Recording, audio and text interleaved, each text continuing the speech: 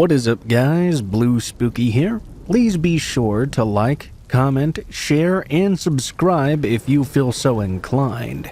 If you end up enjoying this video, doing any of those helps the video to do well and the channel to do well, and ensures I can continue making this content daily for many years to come. If you guys have any thoughts about the video, please be sure to share them in the comments below, as I always read all of them, even if I don't always get the chance to respond to them all. Last but not least, if you guys would like to support the channel further than you already do just by watching, liking, subscribing, and all that, please be sure to check out the join button somewhere around the subscribe button. If you click on that, it will let you join the channel membership for as low as $2 a month, and you get special access to emoticons you can use when you comment, and special icons that appear next to your name as well. No content will ever be locked behind the paywall. It's just something extra you can do if you'd like to support the channel further. Without further ado though guys, we'll get right into the stories, and I hope you guys enjoy them. Have a great day. Back in the summer of 2016, I got my first job at 18 years old. I was excited about the work, but not about the commute. Without traffic, it was a 30-minute drive both ways, and I normally got off work around midnight. The last thing I wanted to do was drive half an hour to get home.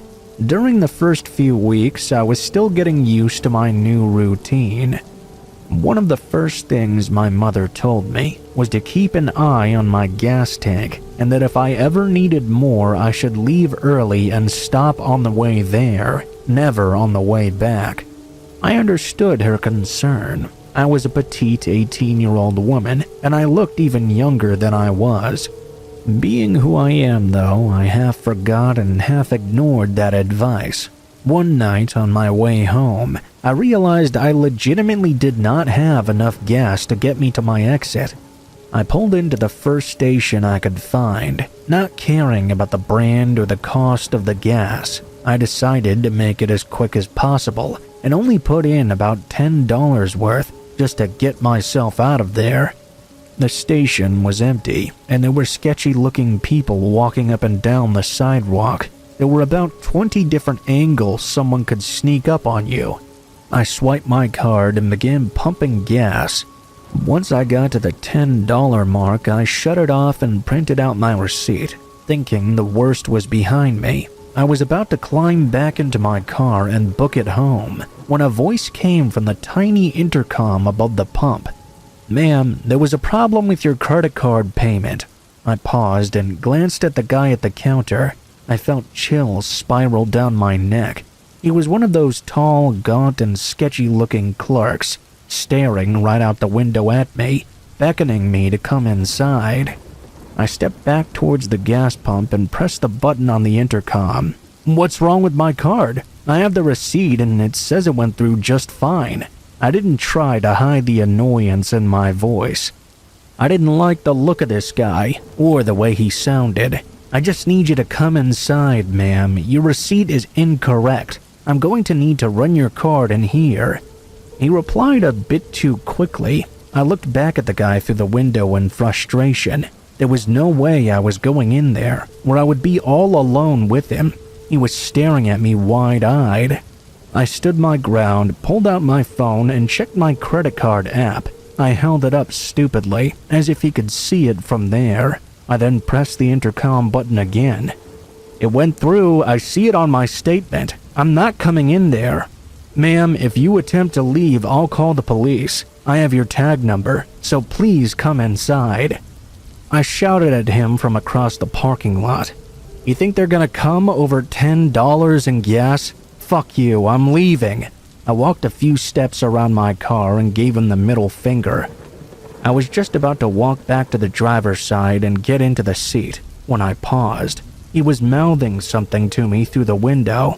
I would have ignored it, but he suddenly looked much more desperate than creepy. He kept beckoning me forward and calling out something that I couldn't hear. I must have made a weird look, because 5 seconds later he slammed a piece of paper on the window. It looked like he had written it very hastily. "Guy in your car." I turned back around and noticed that my passenger rear door was now open a tiny crack, which it definitely had not been on the drive from work. I booked it inside the station. Once I was in there, the clerk locked the door behind me and told me to get down. He had his eyes on my car and a gun in his hand. I squatted down behind the counter and watched the security cameras as a tall guy in sweatpants and a windbreaker nudged my back door open, slid out, and jogged away into the night. Needless to say, I started freaking out. Turns out the clerk had noticed the guy hanging around the side of the building on the monitors. As soon as I pulled in, he made a beeline right for my car. He crouched down and opened the door, then slid himself inside as I was swiping my card, being careful not to close the door all the way so I wouldn't hear anything. The clerk had noticed all of this on the camera and immediately called the police, who arrived a few minutes later. They searched the area and my car, but were not able to locate the man or anything that would lead back to him. That gas station clerk probably saved my life, because who knows what would have happened if I had driven off with a stranger hiding in the back seat. I think the lesson here is obvious. It's not enough to be cautious. You have to stay alert and be suspicious but not stupid. Always listen to your mom.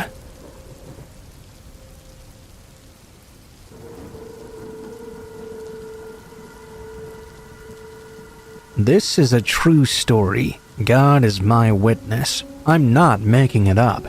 I'm 57 years old now, but this is a memory that never goes away and never fades. In 1986, I stopped in Topeka, Kansas, on my way back from working in Yellowstone National Park for the summer. My friend had also just graduated from high school a few years before and had moved to Topeka with his parents. I stayed there for about a week. His parents invited me to stay an extra day, though, for their family reunion before I headed back home. We drove way out into the country for this family reunion of theirs in their old beater car and spent all day with his extended family. In the late afternoon, we were making our way back in his old beater, which had a broken gas gauge, mind you. Of course, we ran out of gas. He said we were probably 6 to 7 miles from the nearest gas station, pre-cell phone era. We were trying to figure out what to do when suddenly a van with no windows pulled over out of nowhere and asked us if we needed some help. When you're young, you still think these things just miraculously happen for you. When you're older, you know better. We told him we'd run out of gas. A friendly man then offered to take us to the nearest gas station.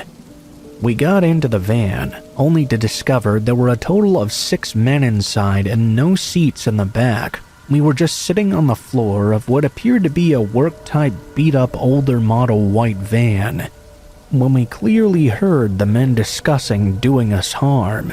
The driver said he knew a good place to go. The other man in the passenger seat eyeing me agreed he was in and nodded his approval.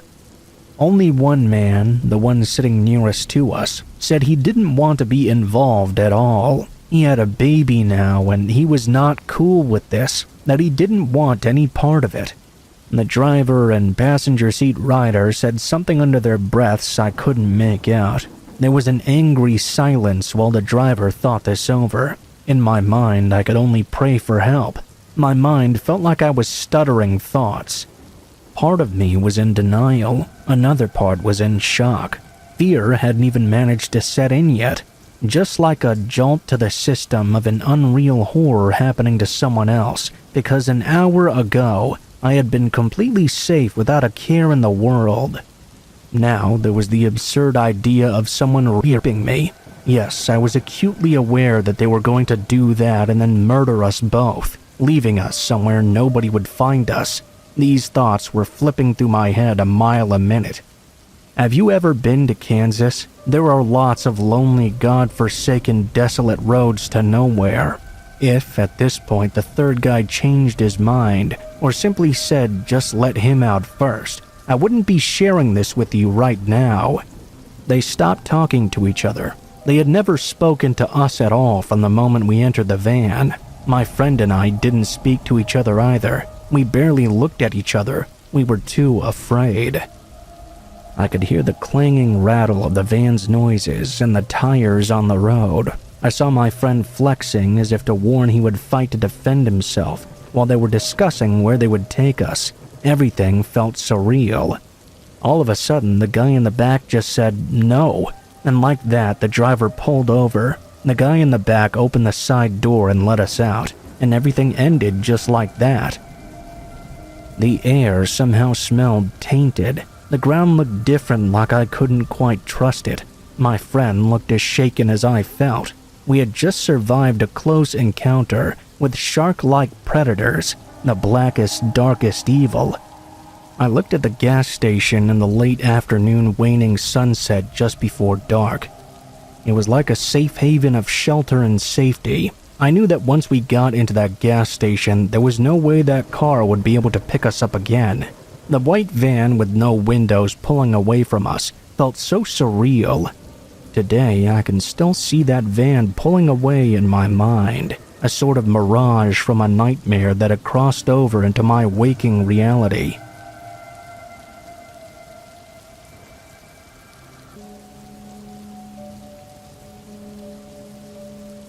I was 18 years old and worked in a mall clothing store. I usually worked the night shift, which meant leaving the store between 9 or 9:30 p.m. None of us thought anything about calling out good night and walking to our cars alone. Usually, the parking lot was full of all the other workers leaving at the same time. On this particular night, I was already in a great mood. I'd had a good evening at work and was going to meet up with my boyfriend when I got home. I was smiling and just thinking to myself as I walked.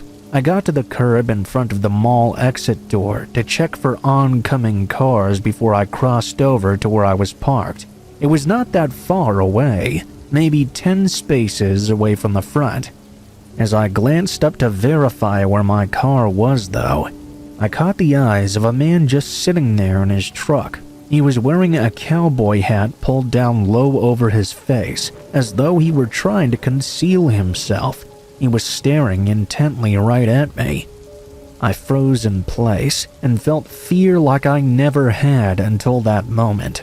I quickly snapped out of my trance and ran as fast as I could past his truck into my car, which was only spaces away. This was before key fobs, so I needed my physical keys to unlock the door. I always made fun of scary movies when the girl runs and drops her keys trying to get in.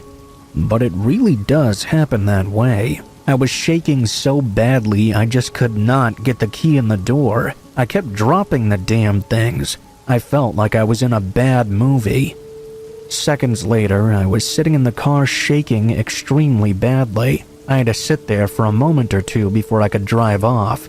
The man had not chased me. He didn't leave and continued to sit there.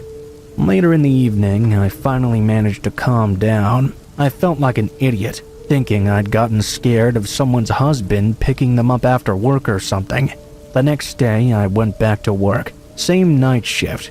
I told everyone about what happened and how scared I'd been. I made fun of myself for being such a chicken, but made sure that someone walked out with me later that night. I stood at the door of the mall, ready to run back in if I saw anything was off, but the man was not there this time. I exhaled and my friend and I went to our cars, relieved that everything was okay. The following day at work, there was no talk of my fright from 2 nights ago. It was business as usual, really.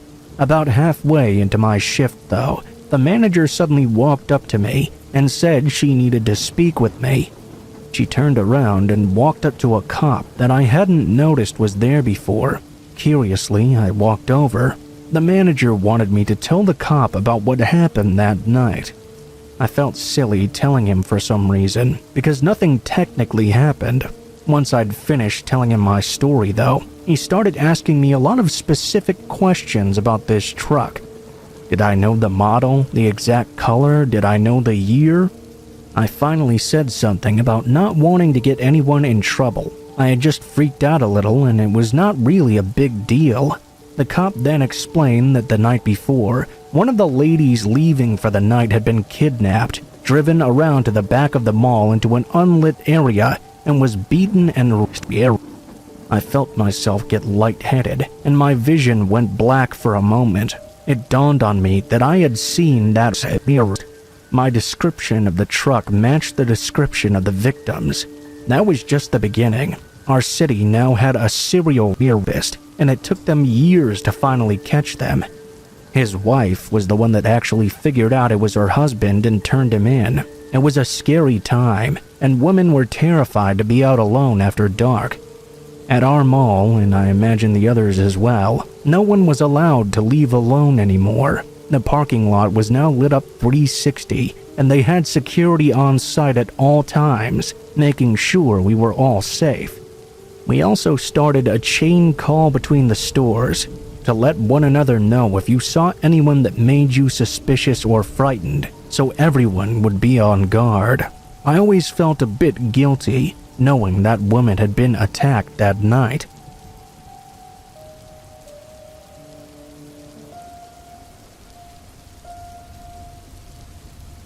I grew up in a small Southern California town, known for its orange groves from days gone by.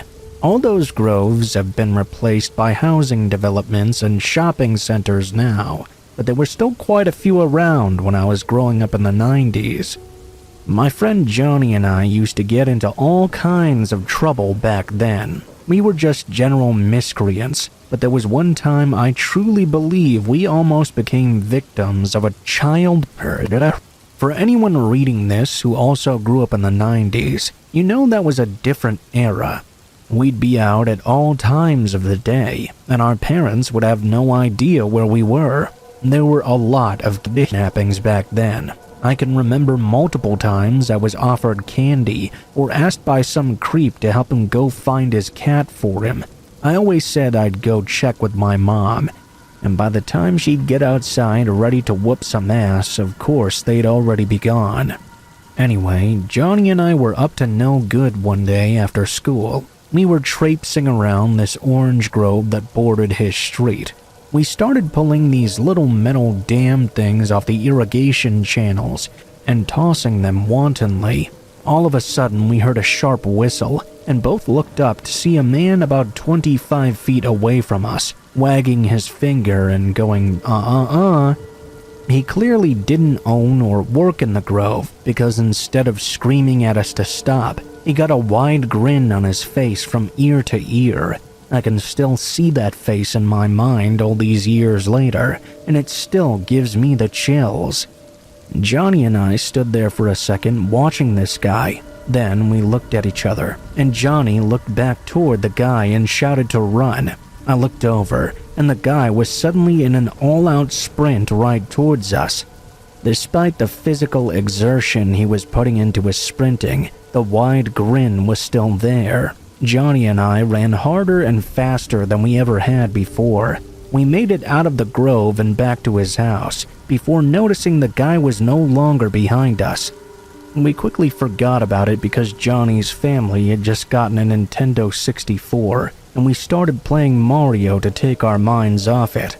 I can't remember if it was the next day or the next week, but sometime after this happened, we were with his mom getting some donuts when we saw a wanted poster with a sketch of a man that looked exactly like the guy who had chased us that day. He was wanted for trying to grab a boy outside of a school. Johnny and I looked at each other and seemingly telepathically agreed to never say a word. I don't know why we never spoke up really. Maybe because we were at that age where we'd be relentlessly bullied by homophobes because of the mere possibility we could have been grabbed. We never did speak of it again. As I'm typing this, I'm considering reaching out to him to see if he remembers and if it aligns with my memory of the incident. There were so many things that happened in my childhood in the 90s that could have easily ended with me no longer alive. Somehow, I'm still here though, and I have my own family now. I trusted no one because of incidents like that, and I always had my head on a swivel.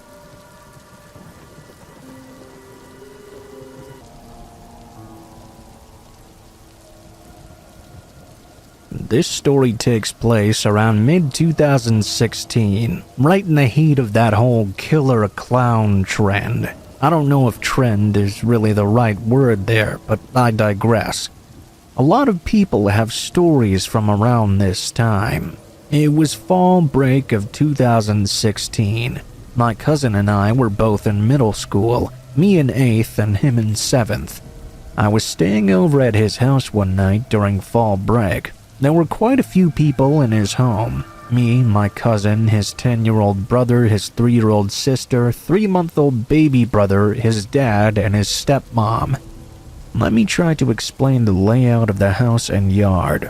They lived in a rather large double-wide trailer that they'd bought and had on a flattened part of a hill. Their driveway was a rather steep gravel slope that connected to the road at the bottom of said hill. Behind the house and up the hill was nothing but woods. The nearest neighbor's home was slightly down the hill to the left, closer to the road. That was our grandparents' home. With the layout set up, let me continue onward with the story. As I said, my cousin and I were the only ones still awake. We were watching TV, probably some shitty sitcom on Nick at Night or something. We kept hearing these weird noises in the woods behind the home. Now, we could see out into the woods from the window in the living room where we were sitting, but we didn't pay much attention. It was kind of windy, plus my uncle had lots of motion lights outside the home. In the back facing the woods, the side door, close to the driveway, on the slightly elevated porch that overlooked the front yard and road, so we weren't too worried about anyone or anything actually being outside.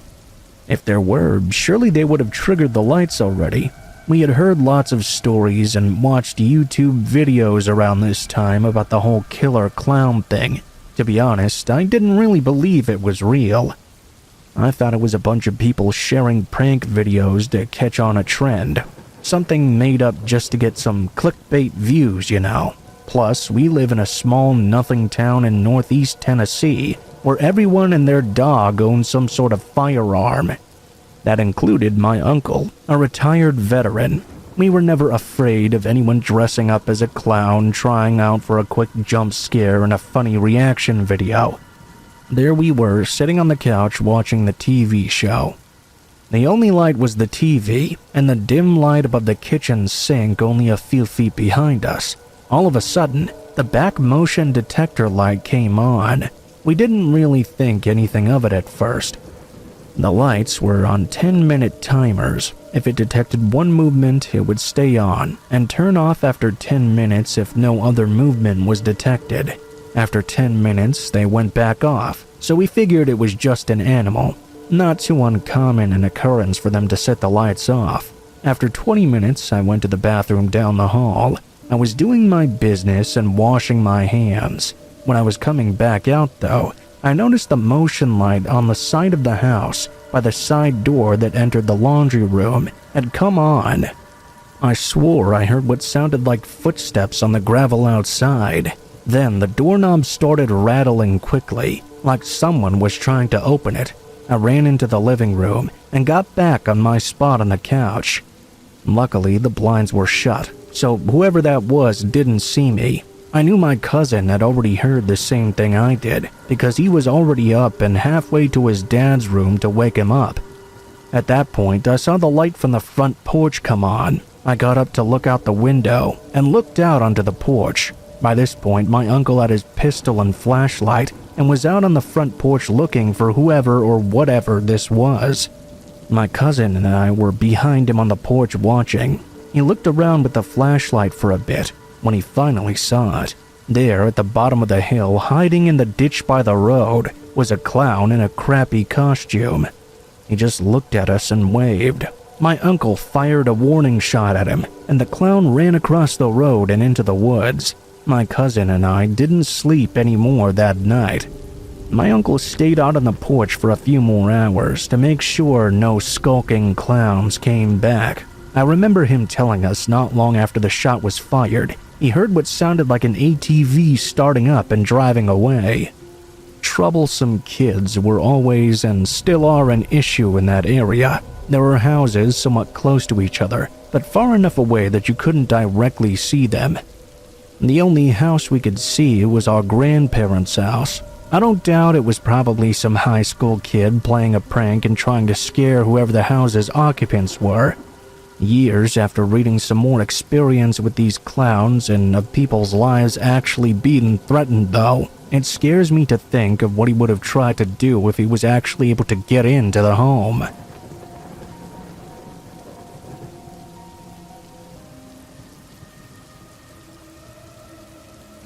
So, when I was a kid, I had this whistle that was honestly pretty shit. It was super obnoxious and had this terrible but very distinctive sound. It was like the dying cries of a goose, followed by a rattling noise. It always hung off a bright orange lanyard, which I'd hook on the door handle of my front door.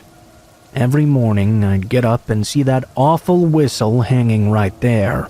Now, right next to my front door was a window that didn't quite latch properly. It wasn't open all the time, but if you pushed on it for long enough, it would give way. One night, it was raining hard as hell. I woke up at 4 a.m. to the sound of banging downstairs. I assumed the wind had blown the window open, and I didn't want the carpet to get soaked. I got up and went to close it up again. Sure enough, the window was wide open. As I went to close it, though, I heard something from out the window. In the distance, I heard that whistle. As I looked, I saw it was gone. The lanyard and the whistle itself were off the handle, and someone was blowing that whistle somewhere out there in the storm. I checked the house from top to bottom, and nothing else had been stolen, just that single whistle.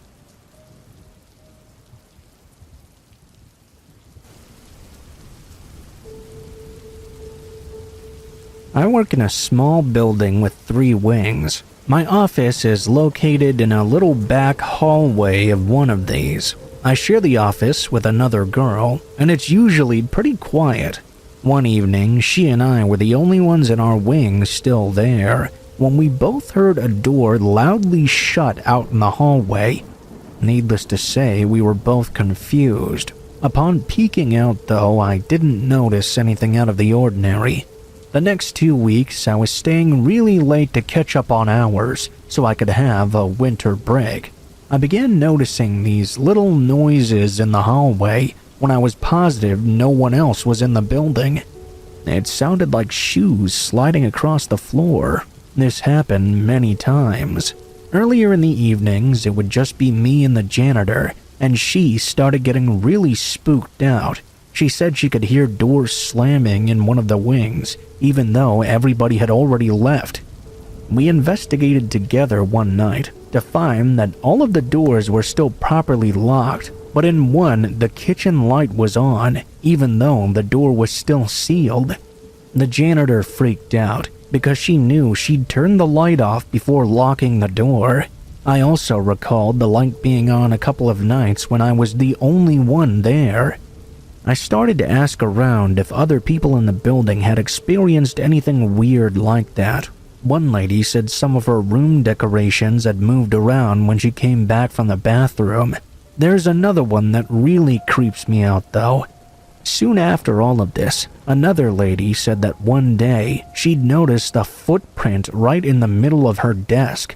To be honest, I'd rather it be paranormal stuff, because the idea that there's a person living in our office really creeps me out.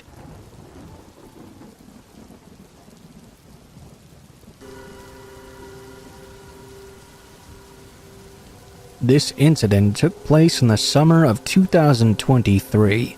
Last year, I transferred with my company to take a new position in a major Midwestern city.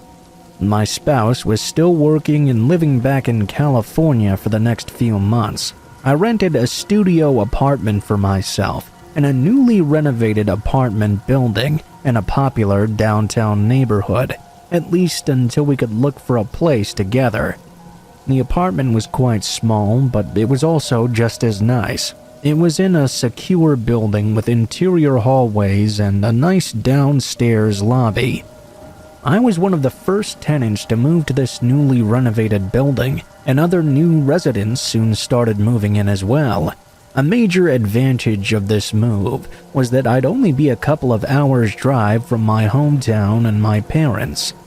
I started my new job and everything was going pretty great. I was quite enjoying my new neighborhood, and the neighbors in the apartment building generally kept to themselves like I did. Then a new guy moved in across the hall, and everything changed. We'll call him David. David was a single man in his 60s and was very different from the college students and young professionals who lived in our building. I started noticing his erratic behavior almost immediately. I would come home from work, only to see him sitting in his car in our small parking lot, just staring off into the distance.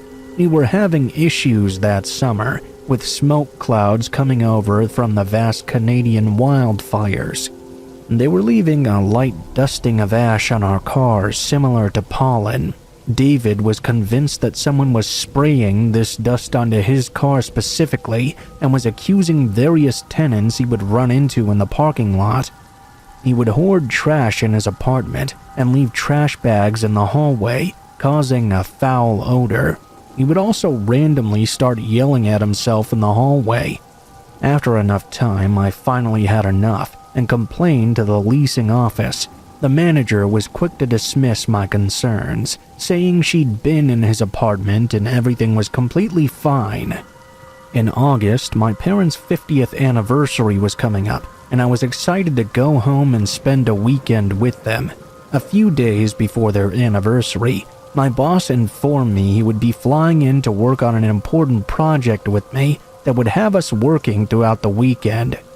I was really disappointed and felt like I was letting my parents down.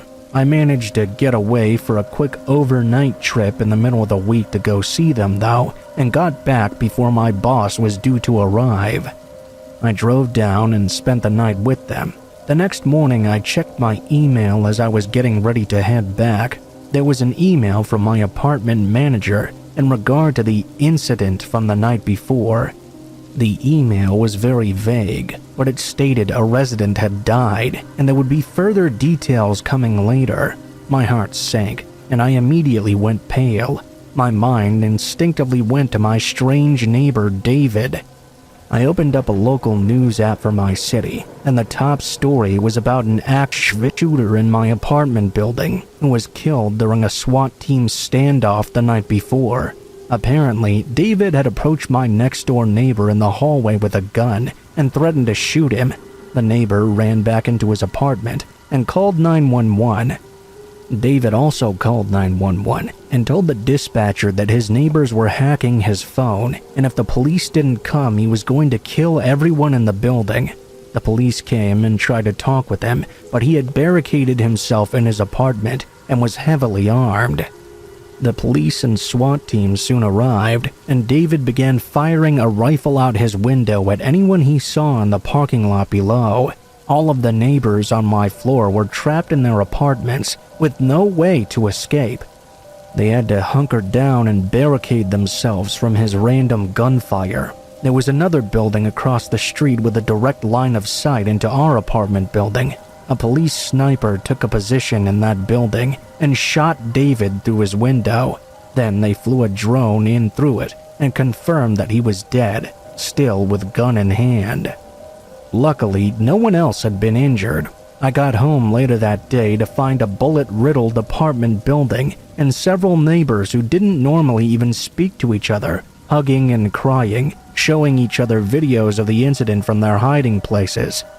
I'd never felt so lucky to have been out of town. If my boss hadn't messed up all my plans, I would have still been home that night. I'm sorry that David didn't get the mental health attention he needed, but he put so many lives in danger.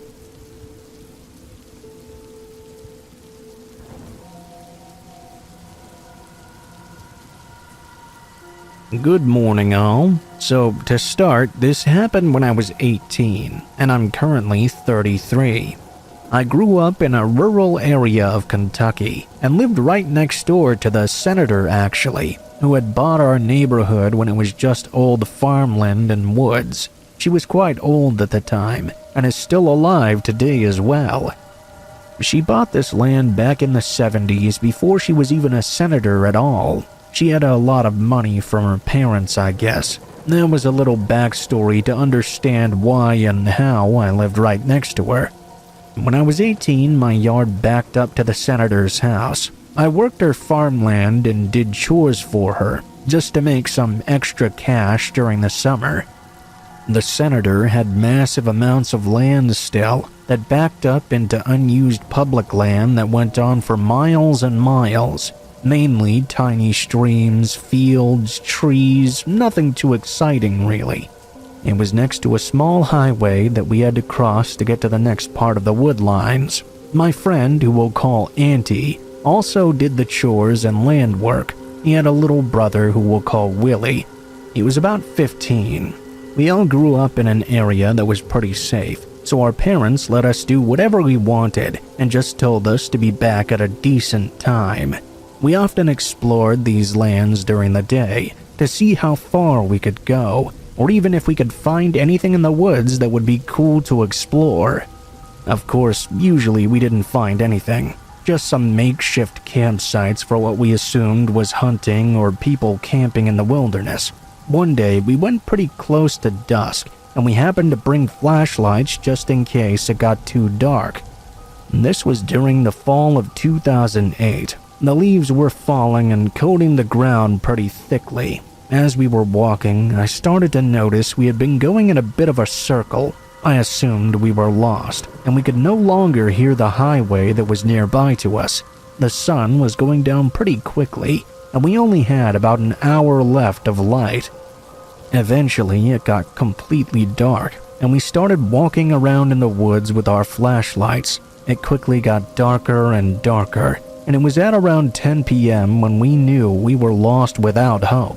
Before anyone asked why we didn't call with our cell phones, I grew up a relatively modest life, and my parents had only given me a flip phone, which didn't have very good service in this area. Throughout the night, we were doing our best to find the way back to where we came, but it was near impossible in these dark, very thick woods.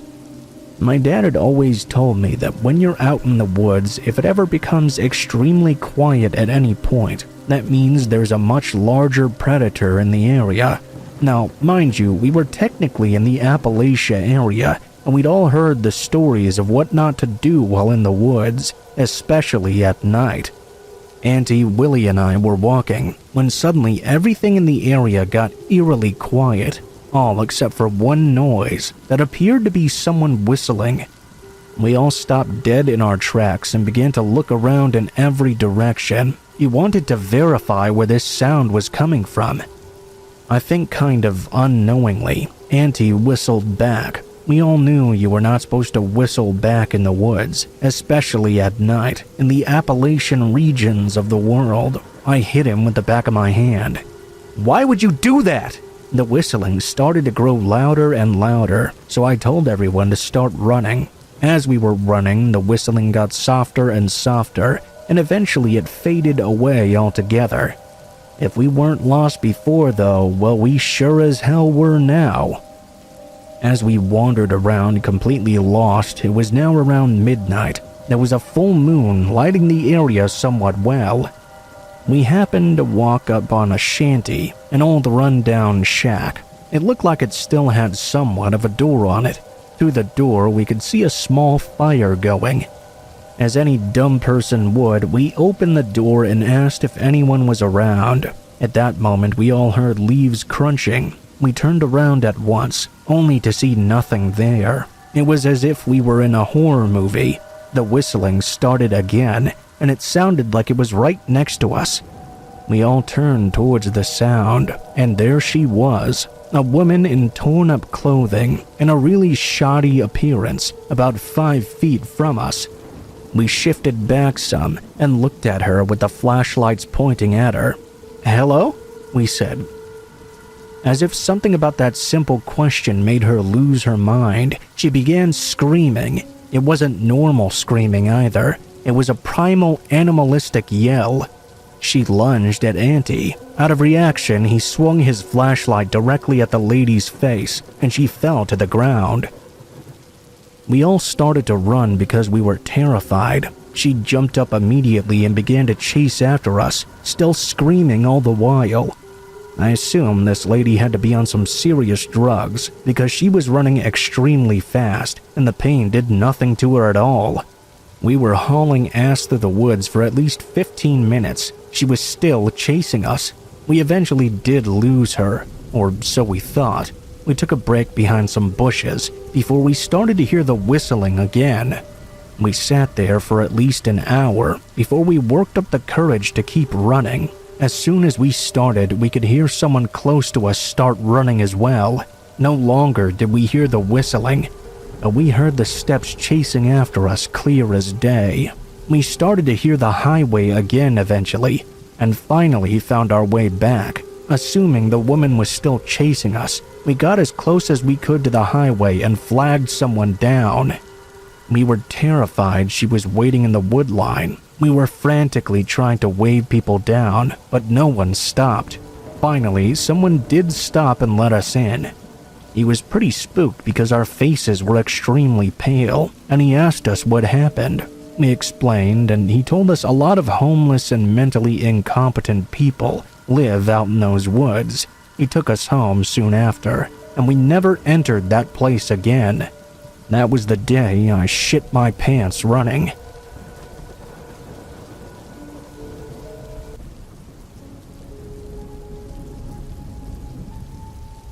I was 26 when this happened. I was working at a small-town grocery store as the early morning baker, with a shift starting at 5 a.m.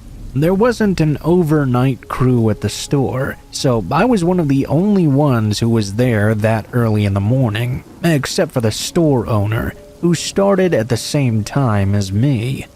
On this particular day, I didn't have the key to the store. I'd shared it with the other baker who covered for me on my days off. I wasn't able to get the key before my shift started, as I had off the previous day. It wasn't a big deal though. I would be able to get into the store as soon as the owner arrived. I've always been a very punctual person. I would always arrive 10 to 15 minutes before my starting time. I lived 15 minutes away in another town, but I like to give myself a good 30 minutes to get there, just in case for any possible car trouble or road closures or something like that. Maybe I'd stop off and get myself a coffee, etc. If I didn't have my key, I would just sit outside the front of the store and wait for the owner to arrive and let me in. On this morning, I arrived 15 minutes early as usual. I parked, grabbed up my belongings, and started making my way toward the store. The owner never arrived early. He always arrived there exactly at 5 a.m. sharp. I expected to wait the full 15 minutes. I always brought a book with me to pass the time. I couldn't browse through social media on my phone, since there was very poor reception in this small town in the middle of nowhere. I always parked in the back far left corner of the parking lot, so it was a bit of a ways to get to the building. I was about halfway through making my way toward the store. That's when I stopped and looked behind me to the main road, where I saw a very large truck coming down it. The truck suddenly stopped dead in the middle of the road. There was no stop signs or traffic lights or anything like that, so there was no justifiable reason this truck would stop here, especially at 4:45 in the morning. I was caught off guard by the situation. I was just standing there looking at that truck. I was visible in the dark, I guess, because I was illuminated by the light nearby of a nearby lamp post. The truck immediately flew into motion and made a sharp turn into the lot towards me. That's when I started sprinting toward the store. I should pause here and give a little context about the structure of the store. It was a multi-business plaza with the grocery store being on the far right and some other businesses to the left. There was a little walkway between them that leads behind the building, where there's an additional parking lot, a few dumpsters, and the tree line of a nearby forest beyond that. I remembered that I didn't have the key to enter the store. The truck was about halfway through the parking lot, gunning it right toward me. When I finally reached the front of the store, I kept running past the door and down the walkway that led between the buildings. As I entered the walkway, I looked back to see the truck turning around and driving toward the store, making its way around to the back of the building. While I was driving around that side, the truck was no longer visible. I quickly ducked down behind some bushes that were planted right up against a pillar. Shortly after, I heard the truck pull up behind the store and idle there for a few minutes. I stayed hidden, looking for anything I could use to defend myself just in case. I settled for holding my car keys between my fingers to use as a makeshift weapon. My mind was racing, trying to wrap my head around what was happening, trying to devise a plan to get myself out of this situation. That was when I heard a door slam. Whoever was in that truck had now gotten out. I didn't want to peek out from my hiding spot, lest I possibly give away my position. Luckily, the bush was big enough that they wouldn't be able to spot me. All I had to do was be quiet. I sat as still as I could. I heard footsteps walking toward me. I was hoping this person would assume I went into one of the businesses and would just leave. I held my breath. I was sure that at any second they would find me and do God knows what to me. At this point, I thought about my phone. I knew I didn't have good cell phone reception in this town, and I didn't think it was worth it making noise to search through my bag for it. Anyway, my hands were gripping my car keys so tight, my knuckles were turning white. My body was trembling. My legs were aching underneath me, but I didn't want to readjust in fear of making the bushes rustle. Whoever this person was, they were now walking between the buildings. They passed by the bushes I was hiding in and headed to the front. They stood there silently looking for me. They didn't say a single word. There was nothing but the sounds of their footsteps. They walked past my hiding spot again soon enough, back towards their truck. I heard the slamming of their truck door as they climbed back in. I then heard the rumble of the engine as it accelerated slowly back around to the front parking lot. I could hear the loud engine of the truck idling in front of the store. They stayed there for several minutes before peeling out of the parking lot and down the road. After the truck's engine was no longer audible, I abandoned my hiding spot and ran towards my car. I got inside and locked the doors. I turned on my car as well, just in case the truck decided to come back. I sat there and listened, waiting for the rumbling of the truck's engine to return, but thankfully it never did.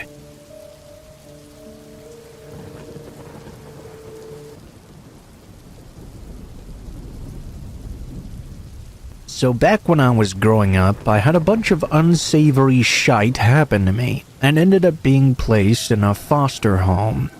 Well, technically it was more of a holding cell for kids to live until they found a real home. Because I was a hurt and untrusting kid at that point, I cycled through my fair share of different families. I remember staying with an obese single man who I don't really remember much about, but I do remember very bad vibes while staying at his house. My case manager must have thought so too, because I was moved to a different home shortly after. That's when I met the family, more specifically the son of a bitch that this story is about. This wouldn't be my last foster home, and I didn't live there long at all, so some things have gotten foggy over the years. I think I was around 8 to 10 years old maybe. It was a real full house with 6 of us in total. My foster mother and father, 2 brothers and a sister. The only person I did not like straight out the gate was my sister. You know that feeling where you just know when someone wants you off this earth? For me, it feels especially raw when it seems unjustified. Like, I know I was technically a foreign invader, a cancer cell in their home or whatever, but guess what? I was a mouthy brat too, and gave her attitude right back. It goes without saying that she and I never got along much. The brothers, on the other hand, well, I loved them. We did everything together, and they made me feel like a part of the family, which is what made what they did to me next so confusing. So far, the only slightly unusual thing about this family was they had this strange intercom system in their home. Mostly, the mother would use it to tell us to go to sleep after hours. A few months go by and summer rolls around. They had been pumping me up about swimming in the pool in the backyard for a while. The only thing was, because I didn't have a lot of normalcy, I didn't even remotely know how to swim, and I was terrified of the open water. On the day this happened, my brothers and I were all out by the pool. They also had a slide they used for the pool area. It went straight into the deep end. Looking back on it, the entire afternoon was basically a setup, like the whole family planned this together. They kept pressuring me to use the slide, and said that they would help me if I couldn't swim to the sides. I really wanted to be like them, free to do things without worrying about the consequences, and I really believed they wouldn't let me drown. I mean, we were supposed to be a family, right? Okay, so I slide down the pool. Seconds later, I'm starting to drown. I don't know which way is up, and I'm fighting for air, something to grab, anything. It seemed like it was going on for way too long. Suddenly, my adoptive father had me barely above the water, holding me up with one hand. If at gunpoint I had to describe his face in that moment, I'd say it was a mix of lust and contempt. It was really blurry and happened fast, but faces like that are hard to forget. "I could let you drown right now, boy." That's what he said to me, those exact words. I don't think he'd ever referred to me as boy at all before that point. I was crying and gasping for air, but he just held me there, with my head only inches above the water. And for what? I still don't understand why. It was one of the 3 or 4 times in my life I truly believed I was going to die. Eventually, after letting me continue to drown, he walked over to the edge of the pool and set me upon it. Right then, I was so terrified of him, I didn't know what to do. I just laid there once I climbed up, and didn't want to be near anyone in that home. I remember one of the strangest things about that experience was the aftermath. We went to a Mexican restaurant that night, and they all acted as though nothing had happened. I was confused, angry, and scared. Maybe it was insignificant to them. Maybe it was not an abnormal thing to them, or perhaps he'd done it to teach me a lesson or something. Well, anyways, fuck that and fuck that family too. Soon after, I updated my case manager on the incident, and I was out of that house within days if I recall. All you people with both parents, try to make things right with them if they aren't. Always appreciate your family, because I don't have any. Anyways, I just wanted to share some of my life with you all. Thanks for listening.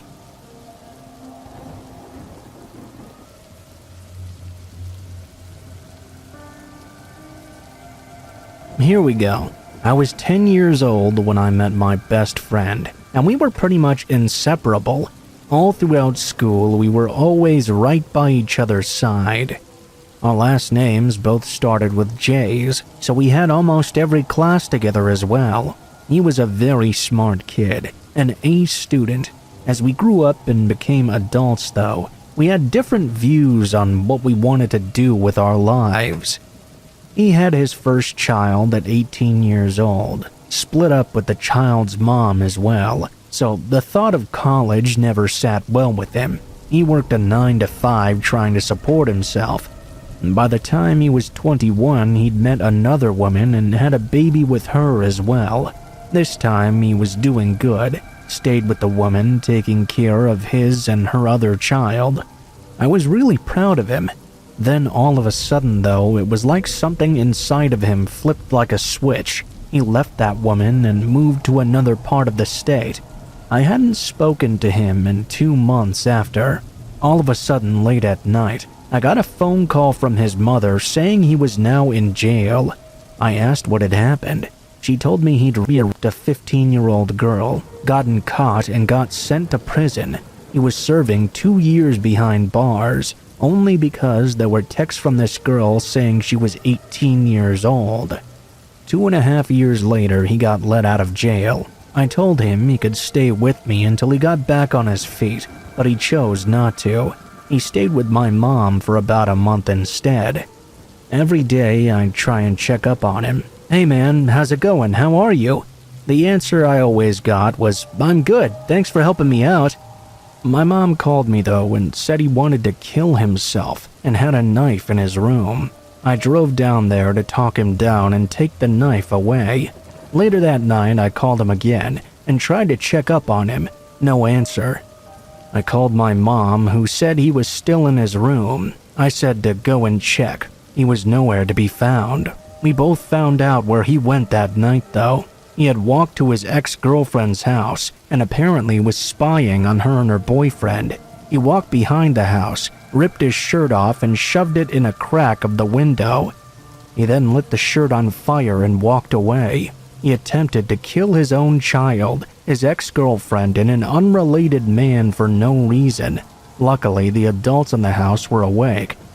They smelled the fire and got the children out safely, then called the fire department. My best friend admitted to this and has been in prison ever since. No matter how much you think you know someone, you never truly know them.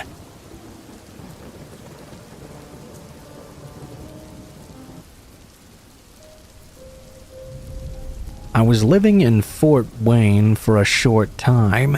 The house I stayed in was on the outskirts of the main city, set way back on a dirt road in Farmville. The house is over 200 years old, and I would regularly freak myself out because of the age, location, and my only other roommates being 2 cats. Anyway, during one of the coldest nights in January, somewhere around -15 degrees Fahrenheit, I believe, I heard someone frantically ring my doorbell at around 2:30 to 3 a.m.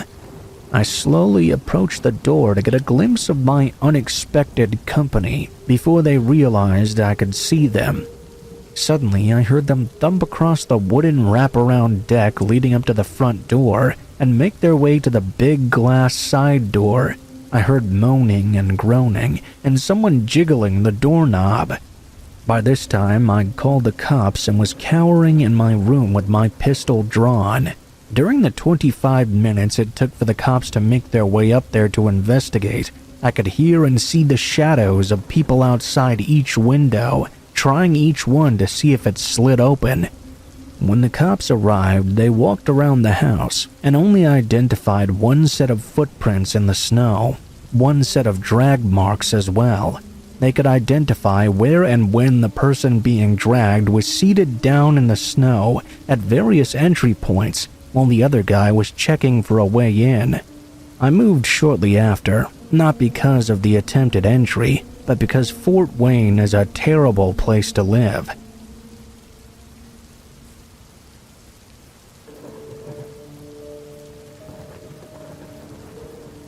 This happened to me in the summer of 2008. At the time, I was 18 and staying with my mother until college started again. She had moved to this area after I started college the year before, so I didn't know the area that well. This is important for the story. My mother often traveled for work, so most days I would be on my own. Every week I would stop for a slice of pizza at the shop that was near the house. After a few weeks, an employee of the pizza shop struck up a conversation, asking questions like, do I live close? How old was I? What school did I go to? Ultimately, they even asked me out to go dancing. I don't remember how old he was exactly. Definitely older than 21, but younger than 40. I know that's a huge range, but I digress. Despite only having formally met this guy that day, I stupidly accepted because I was bored. I had been fairly sheltered my whole life. I was extremely shy and had never been asked out in such a way. I honestly thought I was rebelling in some way by agreeing to go out with him. I gushed about it to my best friend, who lived in the next county over. She was excited for me. I had already planned to visit her the following day and promised her all the juicy details. I agreed to meet the guy that night outside of the pizza shop. He'd offered to pick me up from my house, but I said no, simply because I didn't want to have to explain to my mother who he was if he ever decided to show up unannounced. At the time, I felt she asked way too many questions, but in reality, I realized she didn't ask enough. Whatever club we were supposed to be going to, he never named, but again, I was a dumb 18-year-old. I thought this guy was such a gentleman for insisting he drive me there. The second I met up with him, though, things started going south immediately. I parked my car and got out to greet him. To my surprise, he was still in his work clothes. He claimed he was just getting off work, which he didn't mention would be the case earlier when we set up the time to meet. I thought it was weird, but I still got in his car. He told me after I was already inside his car and we were a ways up the road that he needed to go home first and clean up. I was immediately on edge, but I didn't want to anger him or ruin the night before it even started. I reluctantly said okay. We got to his apartment and I hesitated to enter. He ever so gently put his hand on my back and steered me inside. He turned on the TV for me and told me to get comfortable. I said I was fine and shuffled my feet a bit, clutching my purse and looking around the room, mentally recounting the path to the exit. I was relieved when he went into his room and closed the door. I then heard the sounds of running water. I relaxed a little and sat on the couch to watch TV. Not long after that, he came out of his room. My mind has blocked out the details of this part. He was either completely naked or had a towel loosely covering his privates, but he was definitely not clothed. I thought about running away, but I didn't know where I was, and this was before Uber. He tried talking to me about something mundane, as if he wasn't standing in the buff in front of a girl he had just met that very same day. I answered, but kept my eyes firmly on the TV. He finally gave up and went back into his room. He got dressed and came back out and said he was ready to go. I was just super glad to get out of there. I thought we were going dancing, and a lively atmosphere with more people around would make me feel much better. When we got to his car, though, he drove away until we came to a shopping plaza with stores and restaurants. In my head, I thought, there's no way there's a dance club here. Of course there wasn't. When I said to him I thought we were going dancing, he said we were, but that we should try and eat first. Again, while internally screaming to get out of there, I agreed to go eat with him. Now I was even further from home, and he was my only ride back. In my mind, it was best not to anger or insult him in any way. I reasoned to myself that I would surely be okay in a restaurant anyway, because there would be many witnesses there if he tried anything. I shudder thinking about how naive I was back then. We got seated, ordered food, and then he started telling me about how I should try out the margaritas at this place. I reminded him I was only 18, but he said it was no big deal. He called over the waiter before I could say anything further and ordered a margarita for me, nothing for himself. The waiter asked me my age, and I thought this was my way out. I quickly and loudly said I was 18.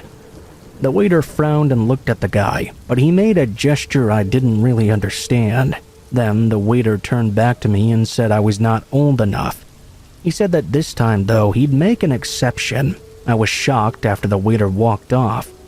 The guy I was with chastised me and whispered that I should have lied about my age. I asked him if he was serious, half annoyed and half exasperated.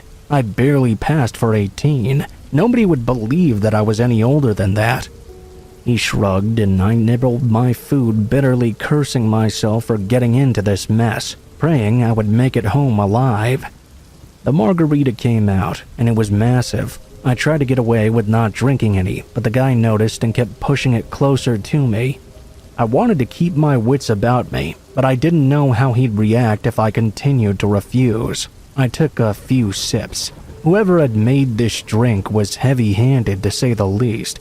I was a complete lightweight and was only about 110 pounds on top of that. Those few sips were enough to get me very buzzed. I had been at college for a year by this time and learned some basics about drinking.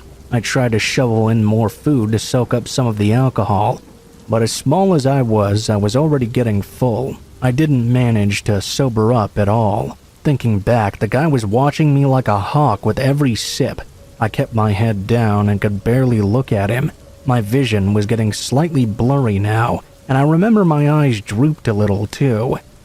I told him I no longer wanted to go dancing, I just wanted to go home. Before I knew it, he'd settled the check and we were back out the door, back in his car. He asked me if I was drunk with a chuckle, and I told him no, not even close.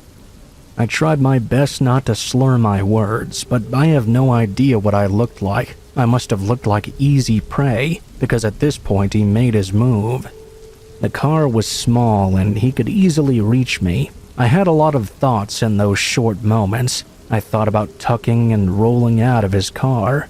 I remembered there was a knife in my own car, and I wished I'd thought to put it in my purse. I thought about calling 911. It was that thought that snapped me out of my stupor. It was like all this time I'd forgotten I had my phone.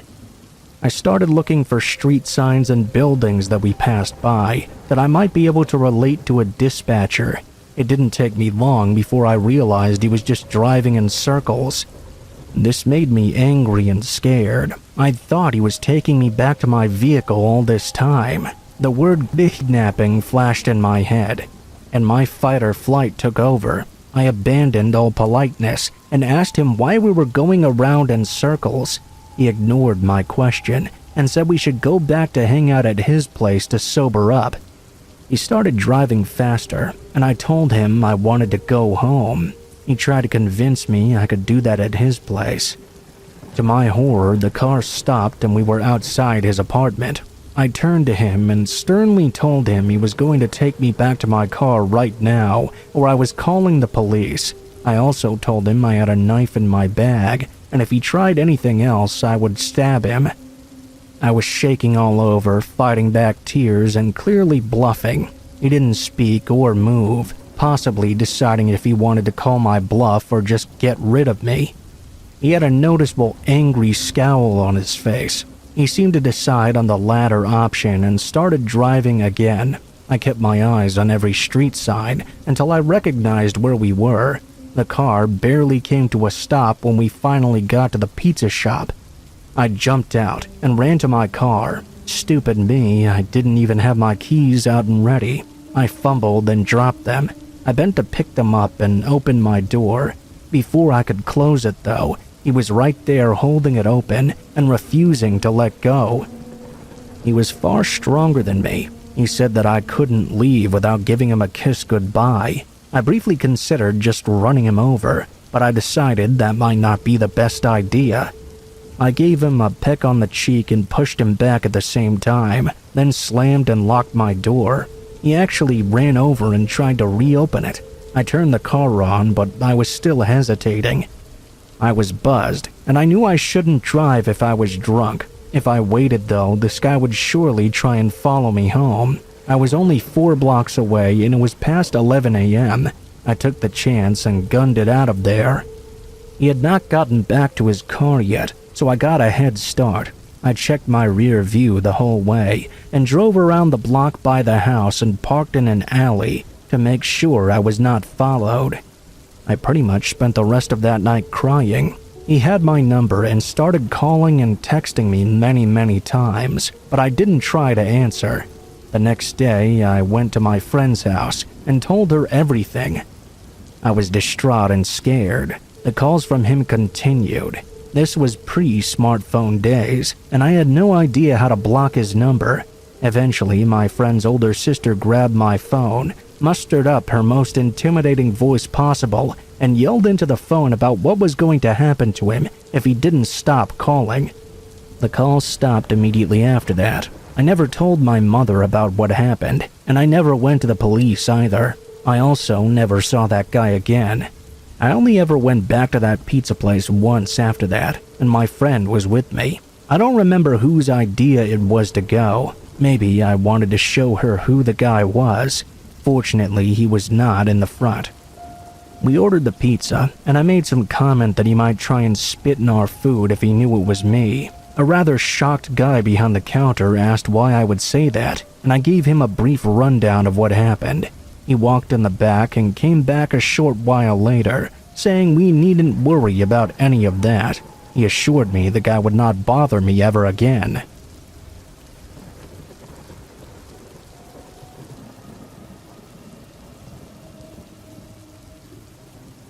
This is a true story of something I experienced. It must have been over a decade by now. I was a kid at the time my dad bought this quaint house on the outskirts of a little town. It was a decently sized home with a big backyard, overlooking the marshes and unused farmers' fields. The only entrance to it was either through the house or across the large fields themselves. To put into context how this fits into the story, it was because my bedroom at the time was situated at the back of the house, facing that big backyard directly. I remember one night very vividly, even some 10 to 12 years later. I was sitting in my room doing digital artwork on my computer. It was something I loved to do as a teenager. I'd usually do it while listening to music with my headphones on. The way I was sitting had me facing away from the big window in my room, the largest in the entire house really. I had my blackout blinds drawn, and it was the only room in the entire house that had the light on. I'd assume from the outside you'd be able to see the slivers of light through the edges of the folding blinds. It was between 2:30 and 3 a.m. or so. I was peacefully minding my own business when suddenly I heard a massive slam against my window. It was a dull, loud thud, and then I heard what I thought was a shout. My dad was peacefully sleeping in the room next to me. How he didn't hear anything at the time still amazes me to this day. I remember just sitting there, confused, shaken, and with no clue of what I just heard. That was until it happened again. I heard it loud and clear. Somebody was outside my window in the backyard. Whoever this was had no reason to be there. I remember feeling so scared to open my blinds. Instead, I stood up and just stared at the window, not taking my eyes off it. Something I'm thankful for to this day is that I decided to go with my gut feeling in that moment. My gut was telling me to grab a flashlight and quickly check the front door. It was an old house. I would have to leave the inner comforts of the home to enter the barn to get to the main entrance and check it. I remember shining my flashlight through the glass door. The window had a frosted film for privacy. Sure enough, I barely got the flashlight lifted 3 or 4 inches to the glass before seeing the coat of whoever was skulking out there. The real kicker, though? Absolute terror set in when I realized the door was no longer locked. I managed to lock it again and run back inside. The first thing I grabbed was a bread knife. Not practical exactly, but when adrenaline and fear is coursing through your brain, you'll take the first thing you can grab. I remember trying to wake up my dad, who was passed out like a drunken sailor. We never found the man, and he did not attempt to come inside again. Had I not relocked that door or decided to check, prank or not, I dread to think of what might have happened to me that night. I've seen some stuff in my life, but people are always the ones that scare me.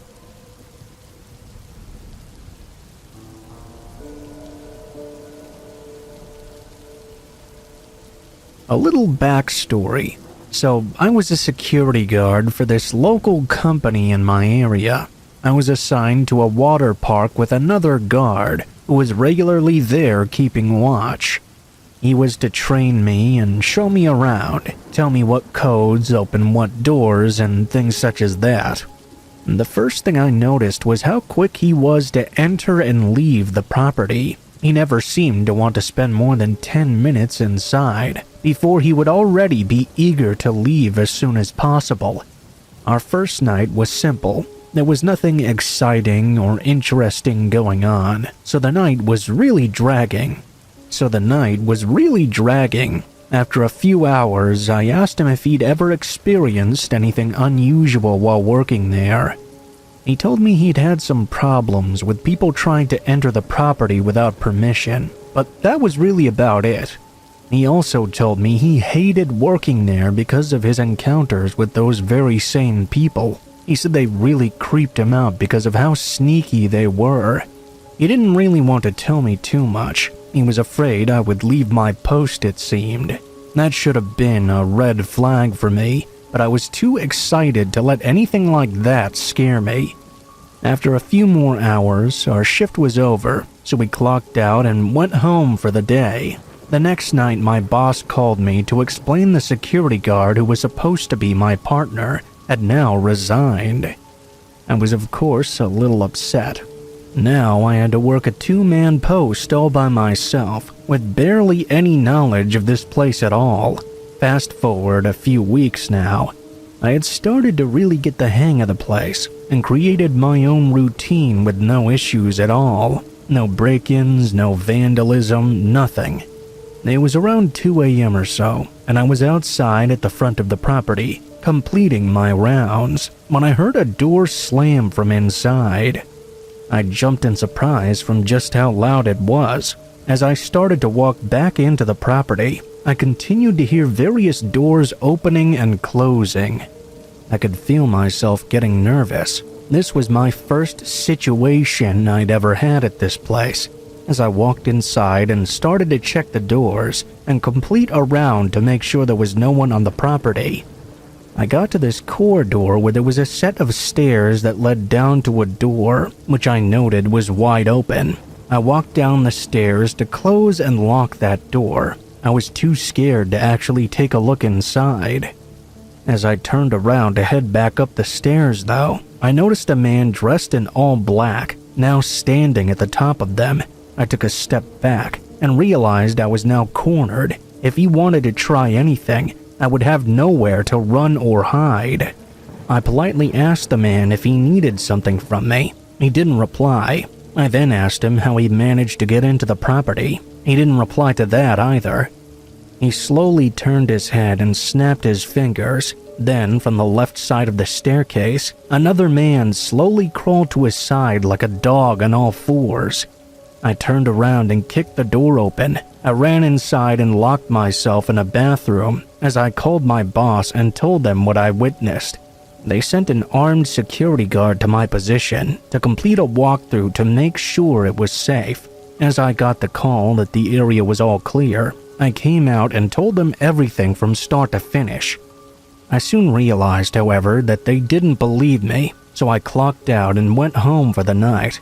The next morning, I received a call from my boss, explaining that they'd checked the security footage from the night before, and what they told me horrified me. Every hour when I would complete my rounds inside the property, those same two men were following me throughout the facility, as if they were stalking me, like as if it was a game to them. After that, I asked for a new position, because I was too horrified to work at that water park. Now I know why my trainer didn't want to work there anymore.